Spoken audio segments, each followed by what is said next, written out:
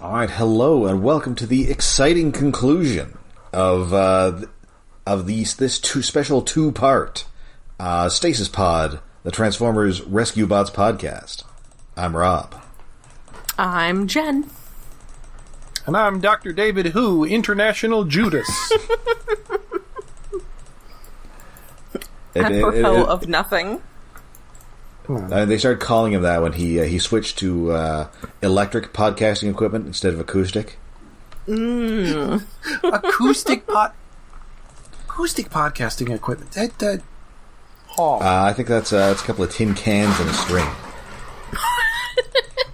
Probably old, more switchboards and things. I was just making a Bob Dylan joke. I'm just thinking about like that what other people use to record podcasts, like that have whatever the boards that plug into the mic. It's like that's expensive, and I mean, I guess if we were all recording in one place, it would come in handy. Yes, but I was like, it seems a waste of money to me. Just need Speaking a of all recording in one place, I sure hope you're all ready to be on 8mm film because I'm bringing my little handy cam. Okay. As long as it's not like that Nicolas Cage movie, 8mm. I mean, it could be. We don't know. We don't know how things will go. I prefer not to be killed by a guy in a gimp mask. Oh, there's so many Nick Cage movies we could end up in. Most of them bad for us, but... Anyway, sorry. Fun. So yeah, this derailing it completely off the bat today. That's right. This is the second part of our mid-season two-parter. Last week was The More Things Change, and this week is The More Things Stay the Same.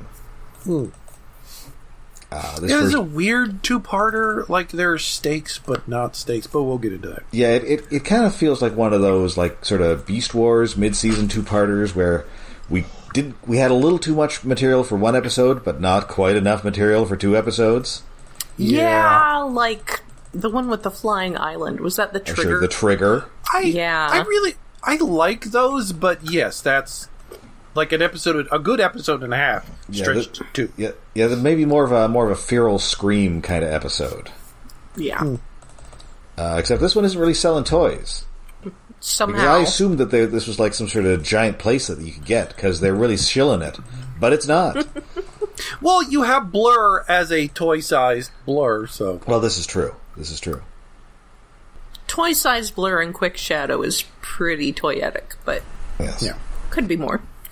So this first aired July 9th, 2016, written by frequent Rescue Bots writer Brian Holfeld, who is also the physical model for that guy who has a pet flobster. Oh, yeah. I'm seeing a reference to flobsters a bit. There's a mention of them not too long ago. Yeah, last seen around these parts, writing +1, the episode in which we're sort of getting used to having Quickshadow around. At which point she immediately leaves. She's trying her best. Yes. I mean, not really. She's not trying that hard, is the problem. Yes, we get a previously on Rescue Bots. The training center has gone full evil on us. Quickshadow and Blurr are stuck the size of G.I. Joes, and not even the big G.I. Joes. Yeah. Now, the previously on is in the form of Quickshadow delivering a report to Optimus Prime. Oh yeah, that was a nice way to do recap. I really like her starting it with, "You may notice that I appear to be very tiny." Also, when she mentions her race with Blurr in the recap, she points out that she won, of course. Yes. And of course, that Blurr cheated. Yes. And also, the holograms in this base are about to fail, which is extremely unfortunate because a squad of Air Force planes are about to do a test flight right over it, Dani included. Oh no, the impending peril of a military base being discovered by another military base. I don't know if a special use airspace schedule can be overridden by a temporary flight restriction. This is a very important question that I may have to ask my coworkers. And I guess this thing is so secret, maybe even the FAA doesn't know about it. Yeah. There's a reason I have to go through clearance. So you can't tell us about the American government's secret relationship with giant robots from outer space? No, I'm afraid not. No, but it's somewhere in the chain of command there would be some sort of note about it. I have been on... Because of Fowler. I have been in the skiff where they set up those special use airspaces, but... I mean, I suppose under a special use airspace is exactly the sort of place you would want to have... You would want to stash something like that. The problem is just that you have to make sure the people using the airspace or training don't see it. Mm-hmm. You said skiff, correct? Yes. So you were floating around Jabba's sail barge in a smaller boat? Yes. It was like that. Okay. It was exactly like that. And not just a small room where I have to take off my smartwatch. Yes, some days she's just doing tech support, and some days she's just gotta, get one of those, long, sort of pike things and, poke at prisoners as they're dropped into the giant toothed butthole of the pit of Carcoon. There's a lot going on. So I guess the FAA would not necessarily know about other things that the military might be trying to hide by using a special use airspace. So that's fair. Mm-hmm. Well, I guess this isn't even... I guess it's not Sector 7. It's, Unit E. Yes, Unit E. Yeah. And so we don't know exactly what branch of government they're part of. Mm-hmm. Or if they're even an international thing. I'm pretty sure any branch of government can put out a temporary flight restriction, though. We have police call occasionally asking to have them put out, and I have to send them to the people who actually do them, because that's not us. If there's a missing person search, and they don't want randos flying their own drones around it, then they'll have stuff like that. Well, that would make sense. And of course, Secret Service does it all the time. I guess you don't want the drones buzzing Camp David or whatever. No. Occasionally, exceptionally pedantic people like to call and point out that a couple of the TFRs, such as over Walt Disney World and around DC that have been there since 9/11, are technically not temporary because they have no end date. And we tell them to go tell someone who isn't tech support. Oh. I assume that was going to end with go tell someone who cares. Basically, but also that would be we have no control over the wording of that. Go be pedantic somewhere else. We are pretty sure that this is not in our typical main environs, owing to the palm trees that are hiding the holographic projectors. I mean, maybe they're just saying... Maybe, I guess Agent Fowler might have shown up and explained to them the palm trees did not belong there if they just happened to have put the palm trees there thinking that was correct. So, I guess that's fair. Maybe it's Florida. Oh, I don't know, because later Blades just flies over from there. Oh, that's right. Yes, this episode, as we get into it, very we were wondering last episode, it's where the fuck is this? Blade seems to get there from Griffin Rock in about 10 minutes. Yeah. So even if super fast helicopter, who's afraid of flying, this should actually just be in Maine, or at least in the New England somewhere. I'm gonna say that whoever designed the hologram projectors just did not know how beaches worked, or they were being whimsical. Or how the climate worked. Yeah.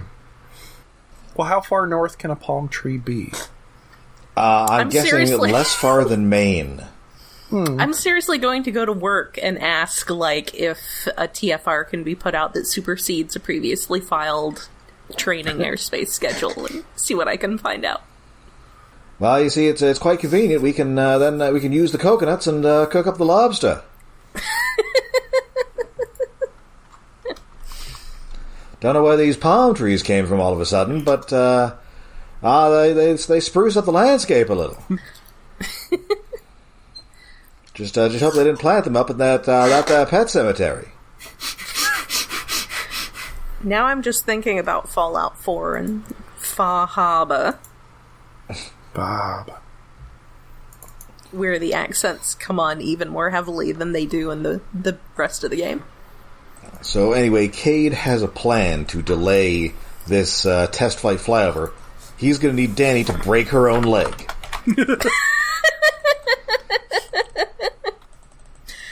They'll still go on without me, and I'll have a broken leg. She gives him such a look. It's great. Oh! Palm trees, at least on the East Coast, along the Atlantic as far as southern Connecticut. Okay. That's getting there. Yeah. Okay. So it's ridiculous in Maine, but not as crazy as we thought. Okay, so southern Connecticut. Okay. Yeah. Well, some species of palm trees. Hardy. Man, maybe this was like a Joe Lieberman pork project or something. Let's put some palm trees up there. Oh, windmill palms. Yeah, that looks like normal palm trees. Yeah. Oh.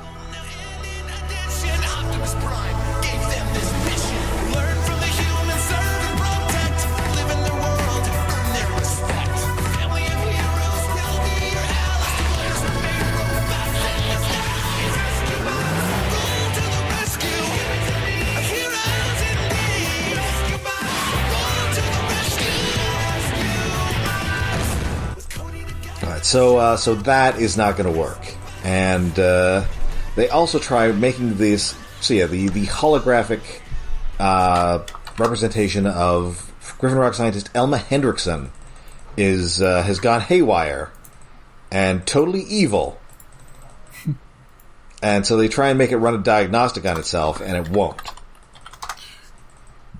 Seriously inconvenient and bordering on malicious. It's not really evil, it's just being silly.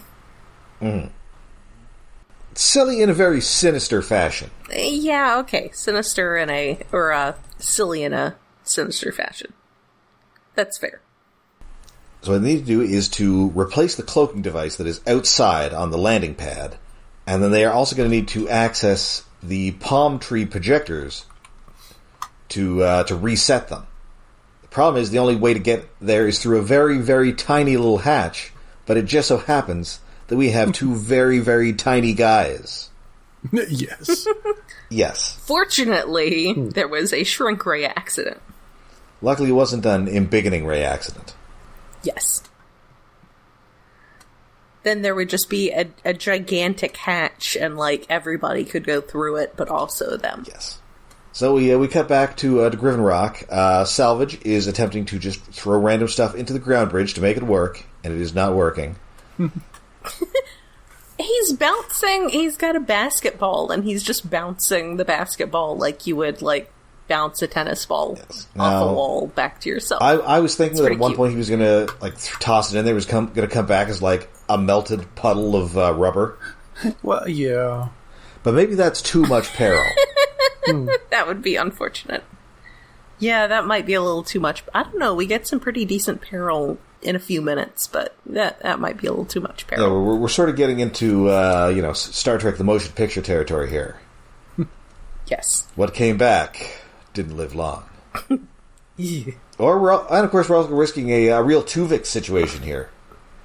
Oh no! Oh no! It'll come back as two basketballs welded together. I mean, I was thinking with one of the bots, we get blurvage or something. Oh no! Oh Nobody yeah, wants that. Everybody's Quick favorite chase, horrifying Marvel image of Ratchet and Megatron fused together. Yes, that was so good. That was a Budiansky cover? No, that was Andrew Wildman. Yeah, that was Andrew Wildman.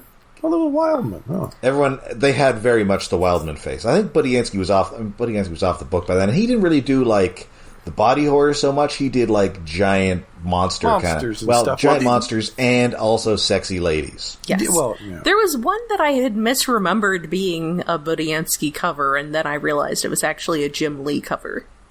Oh, the one with that one. The Cloudburst. Yes. And the sexy lady from the Planet of the Sexy Ladies. Because it had a Yes, sexy the lady. sexy giant and, lady. you know. Right. No monster, though. No Yeah. monster. The key to the Budiansky cover, monster plus sexy lady. This is fair. I thought Budiansky did at least one cover after he left, though. I'm not sure offhand. Like left writing. Oh, actually, yeah, maybe did he do the one with the giant space whale? Maybe is that a giant monster? No sexy lady though. Furman's I'm work pretty sure low that was a on the Delbo sexy one. ladies. Yeah, Furman I think did it not was really Delbo. do sexy ladies, which is fine. Not really. I mean, the hue and cast was pretty much dropped. Possibly once he got for in the there. best. He had Circuit Breaker and Rapture, Oh, that's true. Oh, yeah. Could have had Rapture in there. which were definitely like downplaying being sexy ladies. So Yes. Circuit Breaker probably significantly less sexy than early series Circuit Breaker. Well, I mean, sure. That I mean, the iconic Budiansky cover for me is one with Circuit Breaker and Skullgrin. Oh yeah, that's a good one. Apparently, the last one he did was Assault of the Seacons with a sexy lady being chased by a Seacon on the cover. Okay. Also, that While he was still writing. sexy lady in a bikini, no less. Yep. Yes. Weirdly enough, he also I think most of his Marvel artwork I think was for like Ghost Rider, which I think involved very few sexy ladies. Yeah. Yeah. I mean, you could make anything involve sexy ladies if you try hard enough. Yeah, on a I cover. remember him saying the key to his Ghost Rider artwork was that he had an inker who wore a leather jacket, so he knew how to make a leather jacket look cool. Nice. Like So with the he inks. didn't have to, I don't have to ink, I don't have to pencil it entirely. The inker can handle that part. Exactly. Sketched in leather jacket. Just have torso-less figures with just leather jacket scribbled in pencil. As a Leather placeholder. jackets are hard. It's an odd skill that I have not picked up. So anyway, yeah, Salvage is doing this. Blades is with him and says, "Not that watching Salvage is boring or anything, but it is." Aww. And then he also tries to help Blades and Chase, who are trying to fix a broken traffic light with the chief, and that's not going well. No. Blades is trying to help, but he is not helping. No. And meanwhile, Twixa and Blurr are having some real Honey, I Shrunk the Kids adventures. There's some floor popcorn. in- Cade was gonna eat that. And so instead they are chased by this fancy Roomba. Yes. It's like a Roomba had sex with one of those gonk droids from Star Wars. I was thinking K9 from Doctor Who, but Gonk Droid also works. Yeah, but like the vacuum sucking part, the front of it sort of looks like pig-like, or actually kind of like a Zaku with the snout and the hoses coming out of it. Yeah. But yes, Micro Machine Menace. Yes, but luckily they are saved. I mean, they almost they're planning to make their last stand against this thing, but instead they are saved by Servo, who, like all dogs, hates vacuum cleaners. And then, like a couple of Atreyus, they ride the dog. Yes. So meanwhile, Heatwave is trying to John McClane his way up this elevator shaft. Nope, Cade is gonna do it. Yeah. Heatwave is too big. Right, so they sent Cade instead, because, listen, what do firefighters do? They put out fire... No. They climb. The other thing firefighters do. And then this hologram spooks him, and he almost falls to his death. Yeah, talk about peril. Wow. That's a pretty bad... I mean, that's not the first time that we've had someone almost fall to their death so that we could cut to either the opening credits or a commercial, but still, one of the more perilous perils. Mm-hmm. So instead, they're going to have to use the boat dock, which is part of the room of danger, or rescue arena. It's got some danger in there. Actually, Rescue Arena would be a good episode title. Rescue Arena is absolutely a part of the building that's called out on the back of the toy package. Yes. It's a big arrow pointing to this room that says Rescue Arena. I assume Rescue Arena is when they get put in like a gladiatorial game, like Thunderdome. Yeah, very much American Gladiators episode. Yeah. Oh no! It's like Cade goes on like an American Gladiators, but for firefighters and stuff. Ooh! But somehow it's also like American Ninja Warrior at the same time. There's a fun episode idea. So I just want to know if they're going to have the event where they're in like those giant hamster balls. Yes, because that'd be fun to draw. And also like the big Q-tips. Yes. Oh, yeah, where they're on the platforms and they fight with the big Q-tips. I love those Q-tips. They just smack each other. Also a big fan of the one with the like Nerf artillery emplacements. Oh. Mm-hmm. Yeah, shooting giant like beanbags. I think there was Gauntlet. And of course the one with the big balls was Atmosphere. I watched a lot of American Gladiators in the 90s. Apparently. I watched probably more than one might think. I don't know if I watched a full episode. Oh. I mean, listen, it had everything. It had, all-American meatheads fighting a bunch of out-of-work professional wrestlers. Yes. I think more of them were like out-of-work football players. I mean, that makes sense, too. But no, every Sunday morning it was low culture to high culture. It was American Gladiators, followed by Siskel and Ebert at the movies. Oh. Yeah, I think that was pretty close to what was on my channels. And then maybe Hercules. Sadly, we never got a crossover episode in which Siskel and Ebert hit each other with giant Q-tips. Aw, alas. We really should have. Anyway. So yeah, Blades is just kind of getting in the way everywhere on the island, so it's a reprieve when Cody asks him to fly from Maine to Connecticut, possibly Delaware. The mainland. And he's like, fly to the mainland alone? Alone. Aw, poor baby. Of course, every time I wrote mainland in my notes, I have to add the E at the end. Because it's clearly that's how it's being written, kind of, despite the palm trees. Because it's mainland. Yes. Yeah, and Blades was so not helping with the traffic light stuff. Oh no. Chief was looking at it, he was just like, oh, I don't know if that goes there. It's not helping. Chief was like, how about you go somewhere else? And meanwhile, that clock is ticking, because that test flight is about to take off. So Cody, Cade, and Heatwave, they're now in the hazard area, the Chamber of Peril. Yes. And much like the actual danger room, it pretty quickly goes haywire, a la the holodeck in every other Next Generation episode. Yeah, well, they are being threatened by sort of a Moriarty. Yes, she's a bit of a Moriarty. Yeah. And so, yeah, they get trapped in a ring of burning buildings, and then Heatwave gets hit with a bunch of foam. Oh no, fire retardant foam! Although it's hardening foam, but I guess that would retard fire at the same time. Well, they've been using that foam for a while now. And meanwhile, our teensy duo have arrived outside.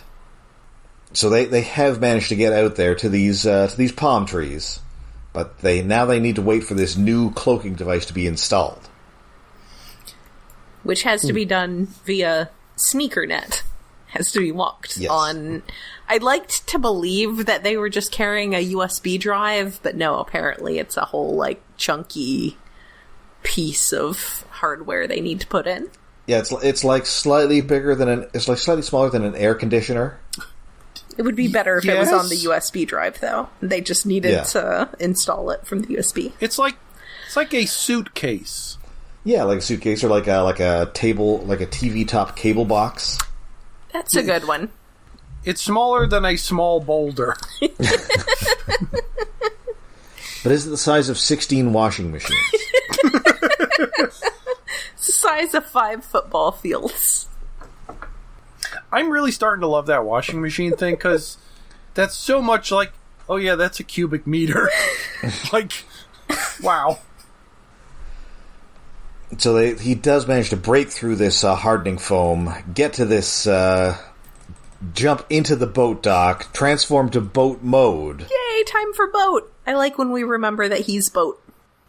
Yes, and also as he's falling, he's just full of junk. His cab, like old food and wrappers. Cade has been in there, so nice yes. Detail there. Thanks, Cade. Like, Heatwave's interior just permanently smells like a Whopper. Yeah. French fries. Is that good or bad? Or whatever it is they have in Griffin Rock. Oh yeah, I'm surprised we haven't got... Have we got an episode of, like, local food thing? Just pizza, I guess. Yeah, just... And, like, events. And that... Whatever of course, that the Lobster shrimp Festival bucket was that Cade had that time. That Oh, was like yeah. a Chinese takeout carton full of shrimp. Oh, yeah. But like most regional things... Well, I don't know if it's as much on islands, but it should be. Like, regions have... Like, around here we have Speedies, which is just a marinade for chicken, which is pretty decent. I assume theirs is it's all Maine stuff, so it's like, I don't know, Bangor King. Yes. Out in Front Royal at the north end of Shenandoah, we have a burger restaurant which bears a little bit of a resemblance to Culver's, and it's called Spelunkers. Ooh. Oh. Because, mountains and caves. Yeah. I was going to ask, so is the Filet-O-Fish made of like those cave fish that don't have eyeballs? Oh, that'd be wild. Probably not, but it should be. Alternately, maybe instead of Burger King, they have Stephen King. The mascot is just Stephen King and a paper Burger King crown. Leering at you. Much like the actual Burger King. Every bit. And just for some somehow, reason... Somehow equally as unsettling as the actual Burger King. Somehow they also just have this creepy clown there. Nobody remembers why. He just works here. I don't know. Ugh, clowns. Well, yeah.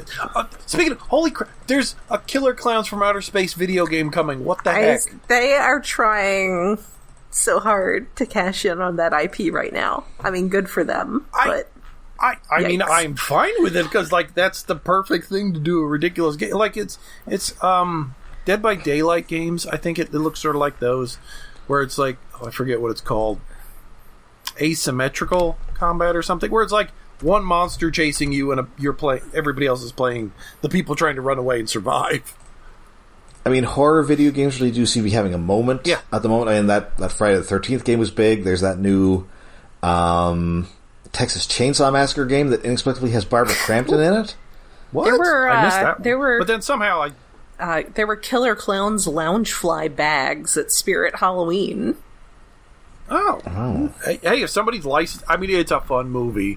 More people should see it. And apparently or at least for the first trailer, which was 6 months ago, it came out. It's like, I didn't notice that. Like, they actually had the music for the first trailer. Oh, the Dickies theme song? Yes. The second trailer didn't seem to have the good shit. I was kind of tempted by the bag, but I absolutely do not need $80 mini backpacks. I have one. It was on sale. It's not Killer Clowns. It's Loki. So Heatwave is able to get out of this boat dock and up onto the helipad, where he then plugs this thing in. With the help of Blades, who arrives in 10 minutes or less. Yes. Well, with the help of Blades, who arrives in 10 minutes or less. Yes. Well, with the help of Blades, who arrives in 10 minutes or less. Yes, he got there, and as he arrives, he says, "Did you know that Dani's flying over?" Like, we know. Yeah, somehow he got there faster than Dani, who just drove to a airport nearby. He is not, like, aware that this is a problem. He's just so happy that Dani is coming. He's a good boy. Oh, and I like, is it salvage that explains how to remove the panel, the heat wave? Yes, where there are 4 screws, and he just tears it off. Yep. Specifically says you have to unscrew each one, and Heatwave is just rip. He doesn't have to fix it. So he plugs this thing in. Quickshadow and Blurr, still teensy, having a little trouble pressing these buttons, but they're able to back up, turn into car mode, and then ram into them. And of course, Quickshadow also has a sort of ramming device in her car hood, because she's Bond. I love that they keep doing that ridiculous Bond movie sting whenever she transforms. Yes. Just close enough to not get sued. Yeah. Because it's clearly da-da, da-da. Just close enough to be homage. Yes. So they reset these holograms. The base is disguised just in time for these guys to fly over. Yeah, you cut it real close, as you would in a Bond movie. Yep. But of course, we are not quite settled yet here, because this Elma Hendrickson program still won't let them in. And finally, it Graham keeps and Boulder being increasingly silly, I will point out. Yes. It turns out that as it was scanning CeCe Green, the baby daughter of Doc Green and Anna Baranova, it somehow assimilated her baby personality ? Well, yes, because they say that they did Doc foreshadow this. Mislabeled the file extension when he changed the file extension, and it accidentally read it. He changed it to something that it read as personality programming, which I knew it. I knew it had something to do with scanning her stuff, because yeah, it was the baby scan. It was scanning. It was the baby scan data. It wasn't encoded in her DNA. It was just like somebody changed to an exe. Yes, someone changed the .gif to a .exe, and now everything is freaking out. I knew it. I called it. 5 points for me. So it was a baby computer all along. Babies! They're babies! Yeah, so everything's fixed. Blurr will eventually be returned to his normal size once everybody is no longer amused by it. Everyone is amused by it. Quickshadow knows a dresser drawer he will fit in nicely. Yeah. And good news, the bots have decided that, we're just going to visit the mainland. The island is still our home. Yes. Heatwave carries his big punching log back through the gate. Yep. And that is the end of the episode. I mean, there's not a lot to this one. It's very action-packed. Yeah, little action pieces. Well, action pieces that are big and small. But yeah, the plot these two is very thin. I mean, it's a good idea. It just feels like it needs something more. I think I'm the only one of us who saw the baby thing coming, so that was well done. I mean, because I kept expecting, there was a supervillain somewhere involved, or a local petty thief, or something. That's all of those things describe babies. Yes, horrible. All of those things babies. describe toddlers. Toddlers are petty thieves. Toddlers are supervillains. Yeah, the possession is 9/10 of the law, or 10/10 of the law if you're an infant. Babies. So, I mean, that's good writing when they don't telegraph. When they telegraph the twist just right. Yeah. That's good. Good work. But yeah, it was fun. It was fun having Quickshadow and Blurr being at each other's throats and bickering. And, I like Blades. Blades is such a good point. Yeah. I'm gonna go to work and ask if you can put out a TFR that conflicts with a previously scheduled airspace. Yeah. I mean, I would assume that you can, because TFRs are often for, like if a UFO crashed and the military had to go get it, that would be a TFR. Oh. Right. And I don't think they care who else has that airspace planned for anything. Y'all fuck off till we get this UFO. Anyway. Oh. All right, so David's Tokusatsu Corner will return. Yeah, it's still currently on hiatus. I haven't decided what to watch. I should do Jen's Visionaries Corner until it comes back. Because I got that DVD and I've been screaming at it because it's much harder to deal with than the Inhumanoids one was. Oh, it's region freeing isn't quite as region freed. No, it's like, so when you rip a DVD of something with episodes, usually if it's set up properly, it sees all the separate episodes as separate episodes and will pull them out into separate files. Yes, as it should. This but it's not. Has them all as one lump.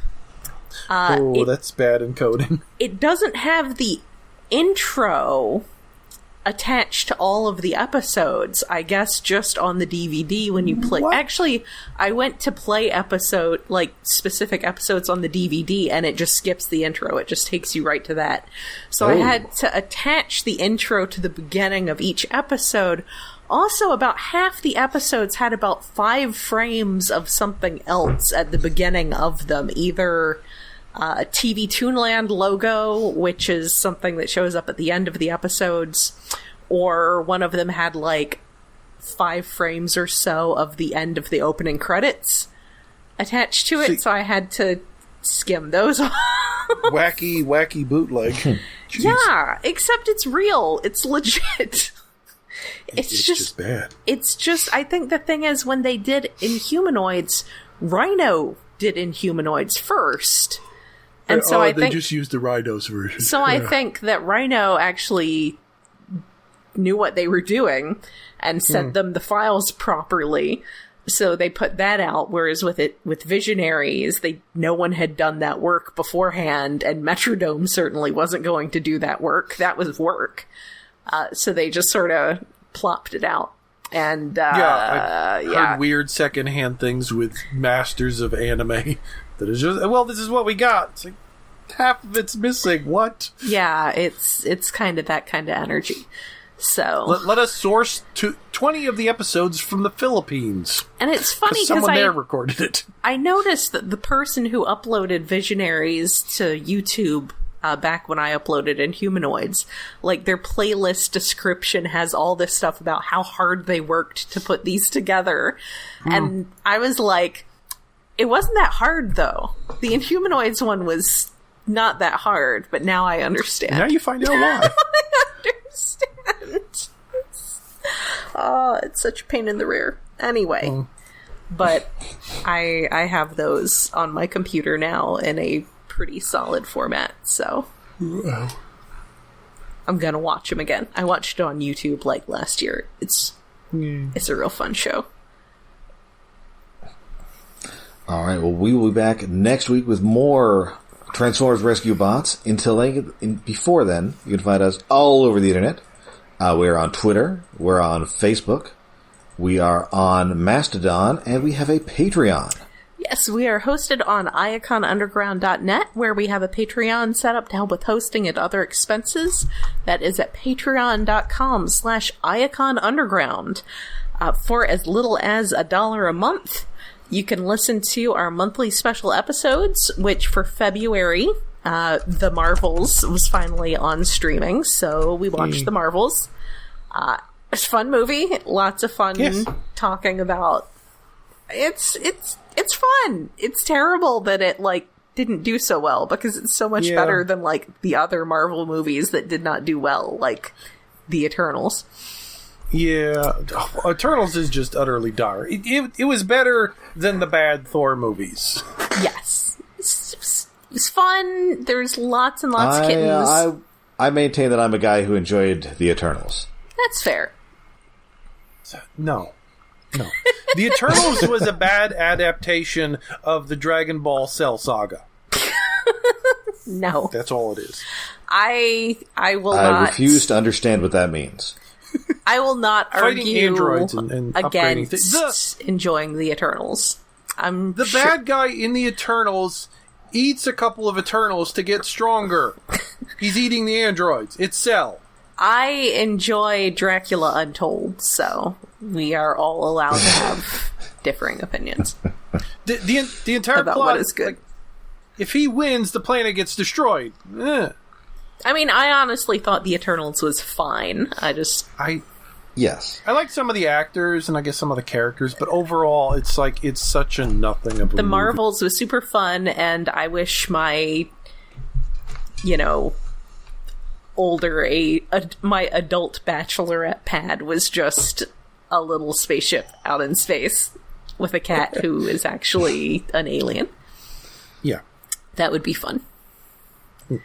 You've got the Crocs already. Yeah, I do. I have that exact pair of Crocs. With we were talking earlier about my questionable choices in footwear. I have those brightly printed tie-dye style. They're fleece lined. Those are my winter Crocs. Fuzzy. Oh. Anyway, we also have a Discord and does the website link to our Twitters and Mastodons and it whatever? links to Discord. Remind me later in the week, assuming that work is not unhinged and I can see about updating Mastodons and everything on the sidebar of the site, because I know I need to do some poking at that website. But yeah, I am running the retro.pizza Mastodon server. People are welcome there. I approve new accounts so we don't have things like last weekend's nightmare of unattended servers getting huge piles of Japanese spam bots. I've heard that they were literally children. Probably. Like actual 14-year-olds. Oh no. They have nothing else to do, so yeah. Yeah, who were finding servers that had open sign-ups and very little moderation and just using them to spam everybody. So, spamming people with an address for their Discord service where you could hire them for hacking services, which, I mean, I guess that's a good ad. Guess? I mean, if they had to work hard enough to get, we found an empty empty Mastodon. Yeah, let's fill that. That's not hacking that hard. Yeah. But anyway. So yes, come over to Mastodon. It's a lot of fun. Come over to our Discord, which is also linked on iaconunderground.net. It is a lot of fun, and we could definitely use more people chatting with us. Blue Sky also exists, but I don't go there. I go there when I specifically need to say something to be I need to say something for the audience of the Radio Free Cybertron guys. Oh. Which occasionally I need to say something specifically for the Radio Free Cybertron guys, such as I'm bringing my old Hi8 camcorder to TFCon. Hope y'all are ready. Hope you're ready to be in 4:3 aspect ratio. Oh, so you are definitely coming to TFCon and need a room? Yeah. Okay, then I'm not gonna be able to afford a lot of toys, but I have bought so many toys. I haven't gotten the room yet. I keep meaning to, but yeah. So I could just cancel if I find. Anyway, we should probably end the episode. Okay, let's. So I can cut this shit. So that will do it for this week. We'll be back next week with more rescue bots as one of our cast members becomes a hot rod bot. Ooh. Not to be confused with the actual hot rod colored car in the episode. Yes, and one of our human cast members becomes the mysterious Racer X. Dun dun dun. Who's this mysterious racer that we do not know the name of? Who are they? Why are you talking so fast? Oh God! Here he comes. I can't. Here comes sweet racer. I can start it, but I can't go. Now I'm fully gonna into go look up the fast talking techno right mix now. of that song that was a big thing in like 1993. All right, so until then, I'm Rob. I'm Jen. And I'm David.